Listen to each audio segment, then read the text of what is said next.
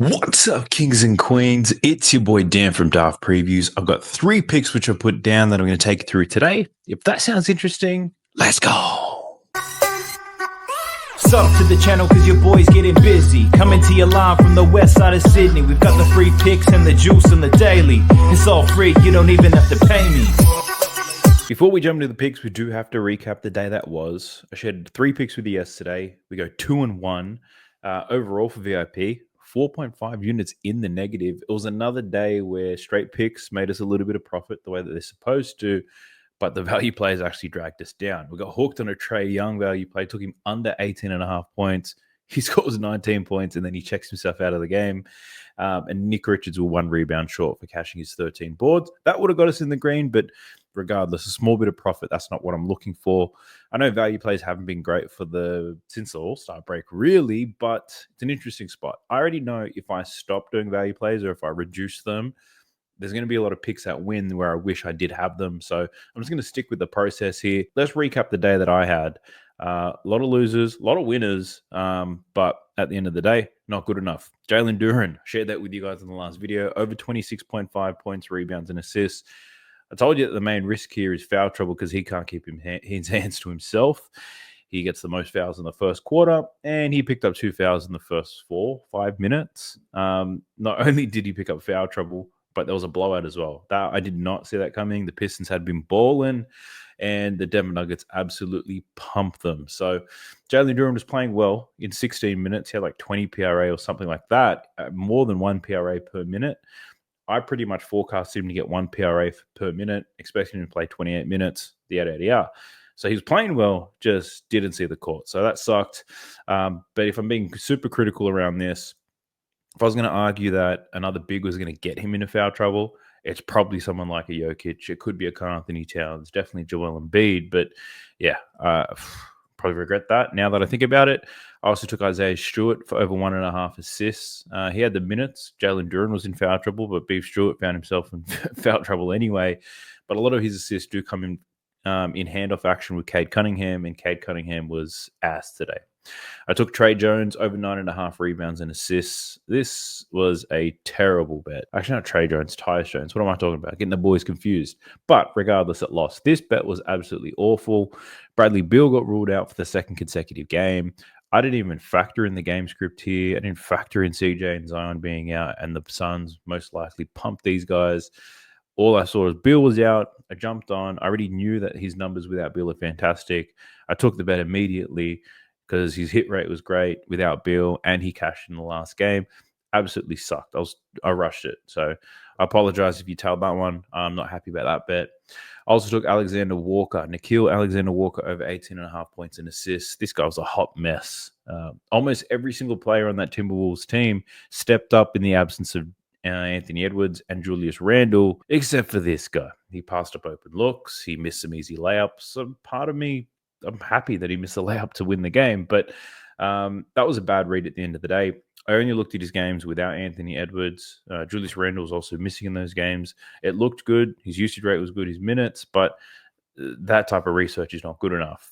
Should have looked into who was playing, what their minutes are going to look like. Like, I needed to look at everybody, but I was very quick to look at this one. So that was another play that I rushed, and it blew up in my face. So not happy about that.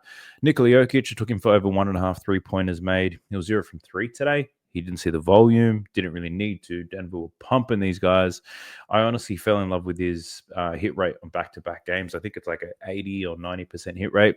In back-to-backs, he was cashing over 1.5 3-pointers made. If anything, he was making 3 3-pointers.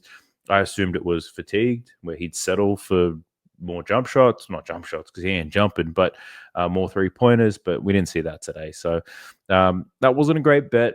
Don't regret it, but yeah, definitely done a lot better. And now on to the winners. Trae Young, under 25.5 points. That was sweat-free. The torture chamber, ball-dominant guards. It happened. Donovan Mitchell took him over points and rebounds. That was easy money. He lights up the Celtics, and what a game that was. Excellent comeback from Cleveland. Took Jason Tatum over 26.5 points. He cashed this in the first half. Got this bet down early with the assumption that Jaylen Brown was going to be missing. And then last minute, Porzingis pulls out, Jaylen Brown plays, but Tatum goes absolutely crazy and still loses the game. That was a win-win for me. Asar Thompson took him for over 2.5 assists. This was at plus money. Finishes with 5. He cashed that. Naismith took him over 14.5 points, rebounds, and assists. Made me sweat a little bit, but he delivers late in the fourth quarter. And I jumped on Nick Richards over 9.5 rebounds. That was easy. He should have had 15 in my opinion, but he only had the 12. And the 2 value plays that we cashed on, Asar Thompson at 5 assists. I was at plus 750. And we also hit Asar Thompson value play. Like I said, hooked on the Richards value play, hooked on the Trae Young one, had those cash. Different story. But I did attach a screenshot of how the NBA is looking this season, right? These are all of my NBA bets. And it started off poorly. It got a little bit better from November onwards. Started trending upwards all the way up until the middle of Feb. And then we've kind of hit this flat spot. And in this flat spot, we're seeing a lot of times where it's pretty much the value plays aren't cashing. So that's kind of eating into our profits a little bit. But look, 211 units profit so far this season, a 13% return on your investment. Now, not enough people talk about your return on your investment. There's a lot of people who bet 2 to 5 units per play, which ultimately gives them a big profit. But the return on your investment, I'd say, is the most important part. If you're looking to tell somebody, anyone at about 10%, I think is excellent. So, but yeah, that pretty much wraps that up. I don't know. I've done this. I do this every single night, and I think to myself, man, I spoke for too long. But it is what it is. I don't over edit my stuff. Let's get into it. I got 3 picks. I got a couple of leans, and you know what? To make it up to you for burning some of your time at the start of this video, we're going to build a bitch ass parlay together at the end. Let's go. So jumping into props madness is the best tool you are going to find if you like betting on NBA player props. Encourage you to check it out. Go to Props Madness, use the code DAFT when you sign up. You get 25% off, and you'll also get a 7-day free trial. Now, what 3 picks have I got for you today? Well, I'm wearing some Charlotte Hornets gear today. I don't support the Charlotte Hornets. I personally just like the colors. But we do have a bet on the Charlotte Hornets, and this one's a very straightforward one. Just roll with Mark Williams to go over 15.5 points today. He's projected to play 30 minutes in this game. If you look at his games where he plays between 27 and 32 minutes, which is what I'd expect from Mark Williams today, he's over this line in only 6 out of 10 games, but he is averaging 18 points per game. LaMelo Ball is questionable to play in this one, but if he does play, I assume he's going to be limited in some capacity. Looking at the numbers with and without LaMelo Ball are quite telling. Without LaMelo Ball, he's an absolute animal. Over this line in 5 or 6, averaging 20.3 points per game. Just killing it. One of those games was against the Wizards where he scored 23 points in 32 minutes. But then if you look at the numbers with LaMelo in the game, Mark Williams only over this line in 1 out of 4 games, averaging 14.5. What I will say is a lot of these tougher matchups. Against Dallas, that's when Dallas had some of their centers. Cleveland, tough matchup. Phoenix, weak as piss, so he killed them. And then this Laker game was his post the trade deadline when he went back to Charlotte, where he clearly wasn't motivated to play well and only scored 10. So willing to forgive Mark Williams there in the games with LaMelo Ball. I will say this, I like this with or without LaMelo. I'll take it. But if LaMelo's not there, absolutely love it to death because this matchup is fantastic. So if we look at the matchup here for Mark Williams, we can see in the pick and roll, the Washington Wizards allow the 3rd most points in the pick and roll, 2nd most free throws, 6th most points in transition. If we look at where Mark Williams scores his points, we can see here 98% of his points come in the paint. And this Washington Wizards team, they do allow the 4th most points in the paint this season. So they get absolutely dominated down low. And I'm looking for Mark Williams to show up because he finally did. Up against the Dallas Mavericks most recently in 31 minutes, 10 from 18. He scored 26 points. Man got to work. And yes, that was a game without LaMelo Ball. But still, he's motivated. He's getting some volume. And he's got a great matchup today. And fingers crossed, if LaMelo Ball's not here, I think we see this line move to 17, 18.5 points. So you get some good value if you do happen to take Mark Williams early. I do like his over. With or without LaMelo, I like the over. If LaMelo's not there, it's almost a lock. I don't do locks, but you get what I'm trying to say. I love it to death. The next pick I'm taking is in this. Let's go to the Bucks and the Mavs. Bucks and Mavs. I'm looking at Kyrie Irving today. So Kyrie Irving is one of my favorite players. And because of that, I don't bet his unders. And I actually don't bet him at all because I don't want to ever get upset with Kyrie. He's been well behaved as of late. But what am I taking? Kyrie Irving, I'm taking him over 5.5 rebounds today. This probably isn't a popular play, And I know that because it took me quite a long time to figure it out. So hopefully all the time I spent on it was well worth it. Now, Kyrie Irving's projected to play 38 minutes in this game, as you'd expect. He's the key player on this Dallas Mavericks team. We've got a 3-point spread here against the Milwaukee Bucks. Now, he's over this line in only 3 out of 5 games without Gafford and Lively. They're the main ones I'm looking at here. Without Gafford and Lively, he's over this line in 3 out of 5 games, averaging 6 rebounds per game. So we're not seeing a massive edge here. But why the hell am I betting on Kyrie Irving? So firstly, you'll see 9 out of the last 15 similar types of players have gone over their rebound line. I then started to dive a little bit deeper and I thought about matchups. And Kyrie Irving is most likely going to be defending Taurean Prince. If Taurean Prince isn't there, he'll be defending AJ Green, maybe Gary Trent Jr. Ultimately, he's not going to be defending the guys who take the most shots. He's not defending Giannis. He might switch on Dame from time to time, but he won't be doing that too much. That's why Max Christie's in the starting lineup. He's not going to be defending Kyle Kuzma. He's definitely not going to defend Brook Lopez. And those 4 guys are going to take the most shots for the Milwaukee Bucks. So Kyrie's going to find himself in great rebounding position. A lot of weak side rebounds, a lot of uncontested defensive rebounds is what I'm hoping to see here for Kyrie Irving. Now, I dived into it a little bit deep and I looked into all the games post the All-Star break for the Milwaukee Bucks. And I checked to see who are the key defenders here on Taurean Prince and what the hell's happening. And what I found was this.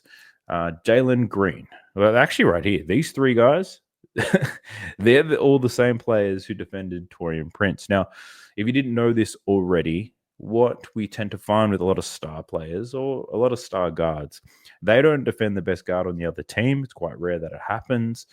They usually defend spot-up shooters where they don't have to really play defense to conserve some energy. So James Harden, Tyler Hero, Jalen Green, they all defended Taurean Prince as their key matchup to save their legs, and they all saw a lot of great rebounding opportunities. James Harden didn't rebound very well in that game, but Zubac went crazy, got a ton of boards. But Jalen Green, 8 rebounds, all of those defensive, uncontested rebounds as well.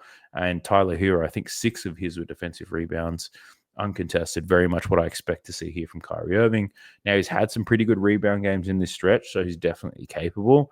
His minutes are reliable. The rebound opportunities, they go up and down depending on the matchup. But I think this is the type of matchup that Kyrie Irving is going to see some boards today. So it's also at plus money. I got this at plus 115. I think maybe even plus 120. I'm not too sure, but plus money regardless. So we're getting terrific odds here for Kyrie Irving to go over his boards. So that's the second play that I'm locking in. The last play, we head over to the Golden State Warriors versus the Philadelphia 76ers. And I'm not betting on Podcast P. I had a lot of people in the Discord message about it. It's a popular play. Apparently, poor George has paused his podcast to focus on basketball or something like that. But yeah, he might play well. He does have an okay matchup, but I'm not betting on poor George today. I'm taking Kelly Oubre, and I'm taking him over 6.5 rebounds. And part of it's because he owes me. But this is a real funny trend. And I don't know if this happens to you, but it definitely happens to me. Whenever I'm a better player and they let me down, to shove it in my face almost immediately in the next game, they come back and smash the line that I originally took them for in the game prior. So I'm rolling with Kelly Oubre today. That's not the main reason, but I'm telling you it happens so often. It even happened with Jaden McDaniels today. He killed me yesterday. I should have bet him today, and I didn't, and he went crazy. So I'm going with Kelly Oubre today, over 6.5 rebounds. And what's the look here for Kelly Oubre? Firstly, he's projected to play 38 minutes. And obviously Joel Embiid's not playing. So what I did filter-wise, we looked at games with Maxey, without Embiid, with PG, without Jared McCain. And we can see just in terms of your rebound numbers, 8 out of the last 12 games this season, averaging 8.2 rebounds per game. So I do like that. And in terms of minutes, he's projected to play 38 minutes. So I want to look at the filter between 35 and 40 minutes and check that out. 6 out of the last 7 games when he sees the minutes with Maxey, with George, without Embiid, without McCain, averaging 9.6 rebounds per game. And it's very important that Maxey's there, because if Maxey's not there, Kelly Oubre defaults into a guard. Whereas with Maxey, Kelly Oubre is basically stuck on the wings, which I love. And I prefer to see him there because it's great for the boards. Now, I took this same bet against the New York Knicks, right? And I looked at the same filters, yada, yada, yada. Risk that I said that would happen in this game against New York was that there's a chance he's going to defend Brunson for part of the time. Brunson was cooking early, and then from that point onwards, Kelly Oubre was pretty much defending Brunson the whole time, which made it very difficult for him to get some rebounds. We also had podcast P go off. He was getting a ton of rebounds as well. But ultimately, not the best read knowing the risks. But in this particular game, he's not going to be chasing Steph Curry around. That is definitely not his forte. The smaller guards can chase Steph Curry all over the joint. I think Kelly Oubre most likely defends Moses Moody, Jimmy Butler in his bad back. I think that's who Kelly Oubre most likely matches up on, which is a great one. Pretty low usage in their offense, looking to pass more than they are to score. Kelly Oubre, very similar to Kyrie, should be seeing a lot of rebound opportunities on that weak side, uncontested defensive boards. Kelly Oubre also likes to run out in transition, gets rebounds that way. Every now and then he gets an offensive rebound too. So I do like Kelly Oubre at 6.5. You're getting close to plus money on this as well at FanDuel. So that's the third pick that I'm rolling with. In terms of leans, let's get straight into the leans. So like the video, subscribe to the channel, all that good stuff. Drop me a comment down below. And I thank you all for the support that you've been throwing my way. The two leans that I have, whilst we're in this Warriors game, we might as well talk about it. I strongly consider taking Jimmy Butler under 18.5 points today. And the whole reason for it has not much to do with matchups, to be honest. The whole reason I was looking at Jimmy Butler under 18.5 points was because early in that last game against Orlando, he got smashed in a screen. He jammed up his back. He's been suffering from back spasms ever since. He's questionable to play in this game. And if he does play in it, I question how healthy he's going to be. I've had a fair share of injuries over the last 15 years, and usually 2 days is not enough time to recover from something like this. So if Jimmy does play, I don't think he's going to be that active, I would say. I don't know how to explain it, but Jimmy Butler also is a free throw merchant. And with a bad back, I don't see him throwing his body into people in order to get to the free throw line. And I think 18.5 is probably a little bit too high. And look, that's only if the injury reports are accurate. The whole reason I didn't take it was because the only reason I was going to take it was I was fading his health, which is strange. And I probably need more supporting data than that. We also have to factor in it is up against Philly. He loves playing against Philly as well. So there could be added motivation for him to push through the pain. Who knows? But I did consider taking Jimmy Butler under 18.5 points. And the other one actually happens to be in the same game. I was looking at Podziemski here, and I looked at over 3.5 assists. Now, the whole angle here is pretty much since Jimmy's been there since the 9th of February, Pod's in the starting lineup now. His minutes are pretty locked in at 30. Should get 30 minutes. Over in 5 out of 8, 4.4 assists per game. Up against Philly. Great matchup to get some assists. Pods gets 33% of his assists in the restricted area. Philly, bottom 4. And he gets 33% of his assists above the break. Philly, second most assists allowed in that point. So what I'm saying here is the matchup is fantastic for Pods to dime up. Pretty easy to get some assists when you got Steph Curry in your team as well. And if Jimmy's going to be somewhat limited, I think Brandon Podziemski sees a bump in his usage rate as well. So he becomes a second creator on offense, maybe the third creator behind Draymond, you could say. But Podziemski, I do like his assists. There's nothing wrong with the odds. The only reason why I didn't take it, being honest with you, there's probably not an angle for me to do a value play on. So I do think he cashes a 3.5 assists. But I don't know if I could build anything more around that for some extra value. But I do like Pods. I like him to go over the assist prop. We'll see. We'll see what happens. And if you did like the two leans, from Podziemski, Jimmy Butler, feel free to tell them. If you're being cautious like I am, feel free to step off. Now, outside of that, let's jump into a bitch-ass parlay. So what I'm going to do, I'm going to cook on my sportsbook at the same time, and I'll show it to you at the end. But for now, let's just go through Props Madness, talk about some plays, and we'll get this parlay popping. So basically what a bitch-ass parlay is where I don't take somebody's full line. I lower it a little bit, or I take an alternate line because I'm being a little bit of a bitch. But then we put enough of those things together, and we get some pretty terrific odds. So the first one that I'm going to be looking at is in this Wizards versus the Hornets game. And because I love Mark Williams to score some points today, I'm going to take him for 15 points. That's going to be the first leg in my bitch-ass parlay. The odds aren't awful for that. What's another one that I think is either consistent, safe, reliable, however you want to call it? And in this Charlotte Hornets game, it's probably not too many. Like Bridges to get boards is usually pretty nice, like even at 6 rebounds. The only game he didn't hit it was when they got blown out by 53 points to Portland. For the most part, he's been pretty consistent lately. I will say that. His rebound line is at 8.5, though. So at 6 rebounds, you're not getting the best odds. So I'll probably avoid that. What else can I take a look at? Not but touching anything on LaMelo because we don't know if he's going to play. And these Washington guys, I don't know what the hell they're doing. So I don't want to muck around with Washington. Brooklyn versus the Pistons. So these lines just opened up. They weren't available when I was looking earlier. So we might as well have a quick look together. Beasley just went off. He went off in the first quarter, actually. Then he sucked after that. So I ain't touching no Beasley play, even though he's got a good matchup. Cade Cunningham, he was awful in that last game against Detroit. I did call out he has a tough matchup to score, but I didn't think he'd be this bad. But now he's against Brooklyn, who have the best pick and roll defense in the league. And Cade Cunningham's gone under in both games against Brooklyn. So another under could be on the cards. Maybe in terms of assists. Only had 5 assists in these. He sucked at everything against Brooklyn, and they still won. So that might be an angle that I need to look at. So I'm going to skip that game. I don't want to do bitch-ass parlays for the Nets and Pistons, but I will dive into that one after this video and see if there's any other picks that I like. The Kings versus the Rockets. Now, what was I thinking here? Jalen Green 3-pointers. I was thinking of taking him for 2 for this bitch-ass parlay. 3 is pretty juiced to the gills already. So it might be 3. And it's up against the Sacramento Kings. Terrible defending above the break. They give up a ton of 3-pointers. And Jalen Green, he throws them up like crazy. I'm just factoring Fred is back. And with Fred, doesn't have the best hit rate, if I'm being honest with you. But with Fred against the Kings, he did have 5 last time. So, we could do a bitch-ass parlay part for Jalen Green. Let me cook. I want to see what type of odds I'm getting here before I commit to Jalen Green. So Jalen Green to get 2 3-pointers absolutely sucks, but 3 3-pointers, it's not too bad. I think I might roll with it. I'm going to roll with it. So Dylan Brooks has an excellent matchup, but he sucked against the Kings despite the good matchup.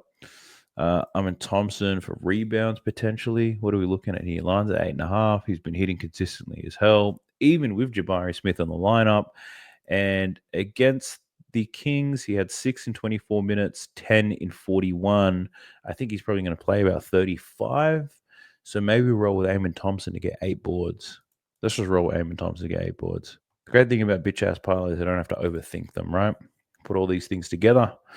And if we're looking at the Sacramento Kings, so obviously DeMar DeRozan's rebounds and assists, the hit rate is absolutely crazy. The matchup's a little bit awful.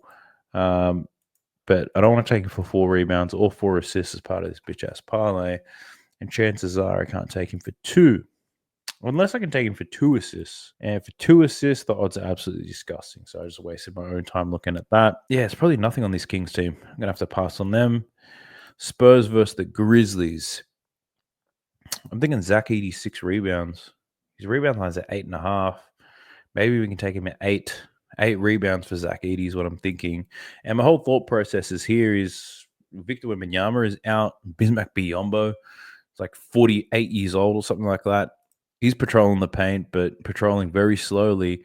And Zach Edey should be able to walk into 8 rebounds. He's projected to play over 20 minutes today.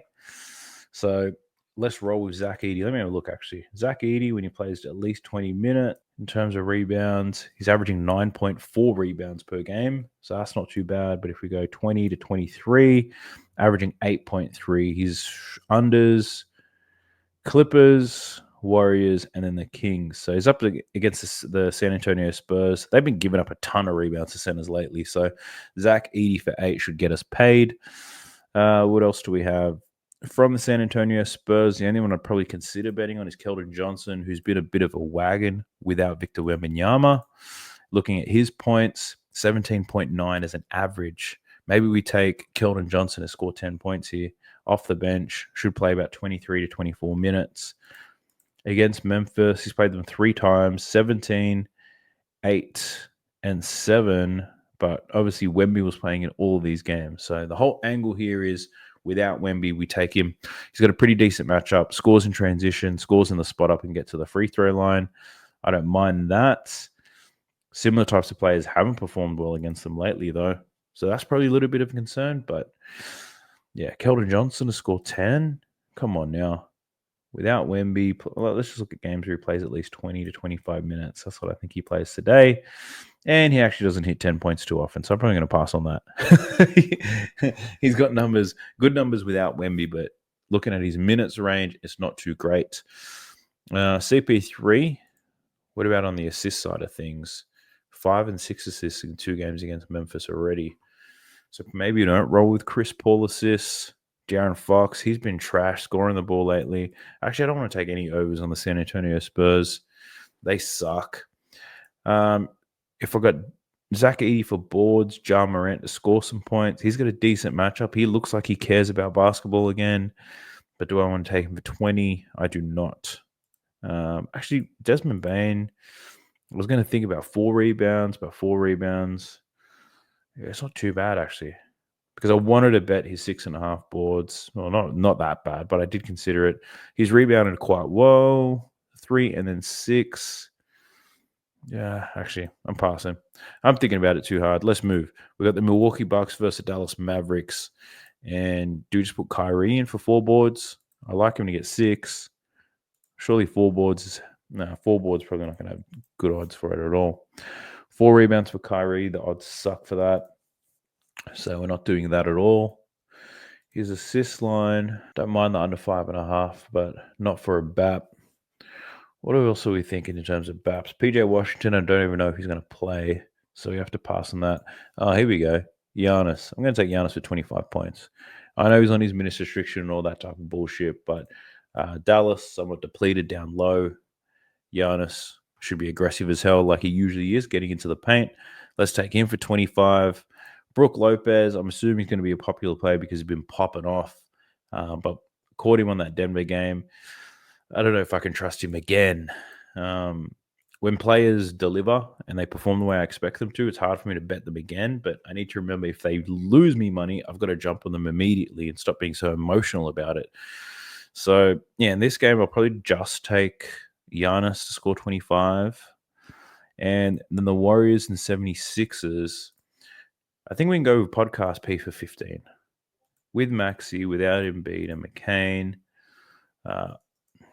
Even at 15, the hit rate's not that great, is it? 8 out of 13 games. Every game he scored 15 points has actually covered his full line. Interesting. So maybe the 15 points, I'm just ripping myself off. So I don't want to do that. Kelly Oubre, I think we take Kelly Oubre for 6 boards as part of this bet. Well, this bitch-ass parlay is really dependent on my reads being right. So hopefully they are. But we take Kelly Oubre for 6 boards. Gershon Yabusele, can't even see his name on here. It's because it's not. Okay. What else? Steph Curry, he just had a massive game. I don't know if I could take him again, especially after that. I considered his assists in response to that, but not loving it too much. Oh, Podziemski. We could take him for 4 assists here. It's not really a bitch-ass parlay, is it? Taking him at a full line. So pass on Pod's assists. Draymond been doing anything recently outside of talking? So Draymond for 4 assists could be a good look. Let's look at Draymond's games with Steph Curry. And if you look at 4 assists, 25 out of his last 27 games, he's had 4 assists. Uncle Draymond. And good matchup against Philly. You can see Draymond gets his assists under the basket, or he gets them at the top of the key. So I think Draymond for 4 assists. Let's cook with Draymond. Actually, the assist for Draymond to get 4 assists. The odds for Draymond to get 4 assists aren't even that good. So I'll pass on that one too. Okay. Actually, sheesh. We're getting better than 10-1 odds here. So let me show you what we're dealing with. So these are the different legs that we've taken.